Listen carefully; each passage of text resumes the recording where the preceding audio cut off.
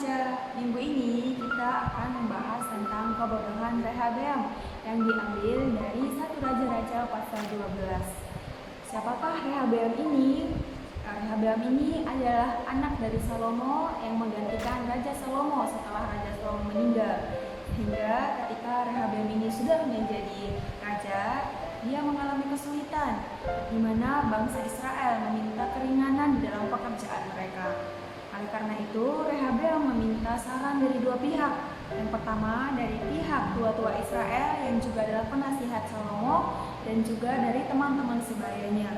Tapi Rehabeam memilih untuk mengikuti saran dari teman-teman sebayanya yang menghasilkan satu pemberontakan dan perpecahan di antara bangsa Israel. Karena keputusan ini semakin memberatkan bangsa Israel.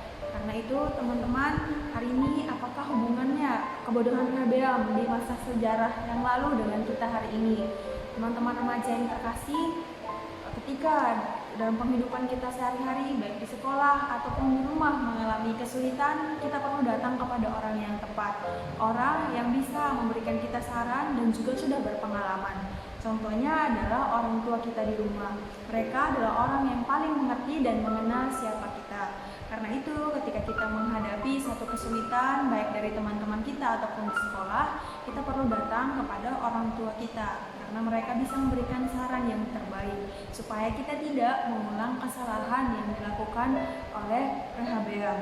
Sebagai contoh, misalnya ketika mungkin di sekolah atau di lingkungan rumah ada seseorang yang menjauhi kita. Ketika kita datang mungkin menceritakan kepada sahabat kita atau teman sebaya kita, belum tentu mereka merekomendasikan atau menyarankan kita sesuatu yang baik. Tetapi ketika kita menceritakannya kepada orang tua kita, mereka pasti bisa membawa kita jadi orang yang berhikmat dalam mengambil keputusan. Mereka bisa mengajak kita berdoa ataupun bisa membantu kita dalam menyelesaikan masalah kita dengan teman kita. Karena itu teman-teman, jangan sampai kita mengulang kesalahan dan kebodohan dari Rehabeam. Karena itu teman-teman remaja, ayo kita sama-sama berdoa supaya dalam segala kesulitan kita bisa datang kepada Tuhan dan juga kepada orang yang tepat. Amin.